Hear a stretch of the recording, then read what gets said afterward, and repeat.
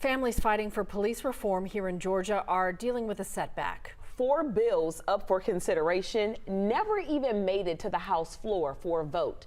One mother tells Ariana Manise they are not ready to give up. Nothing that he did should have caused him to die that night. Nothing. The calls for police reform hit home for Venethia Cook. A Cobb County officer shot her 17-year-old son, Vincent Truitt, as he ran after him during a chase in July of 2020. Unfortunately, my son himself didn't understand why he was shot in his back, not once but twice. Police say Truitt brandished a weapon and they found a gun close to where he fell when he was shot. The family maintains body cam video never showed Truitt point anything at the officer, but a grand jury ruled the shooting was justified. Because of her son's story, Cook and other Georgia families whose loved ones were killed by law enforcement want to see police reform bills move through the Georgia legislature.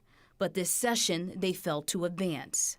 It's just like a slap in the face, like they don't care. 4 police accountability bills were up for consideration with provisions that would require body cams and remove qualified immunity for law enforcement.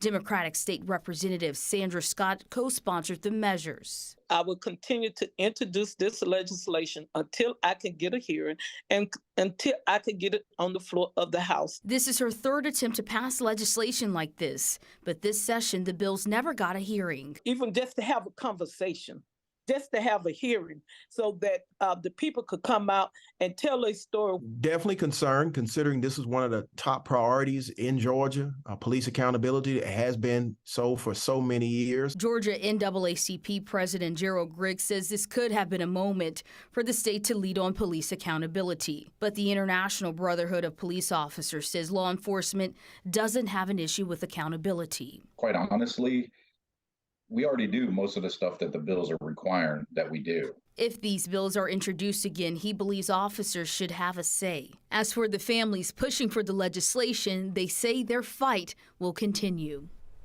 Ariana Manise joining us live this morning. So Ariana, if the bills are introduced again, what additional measures would the police organization like to come to the table to discuss?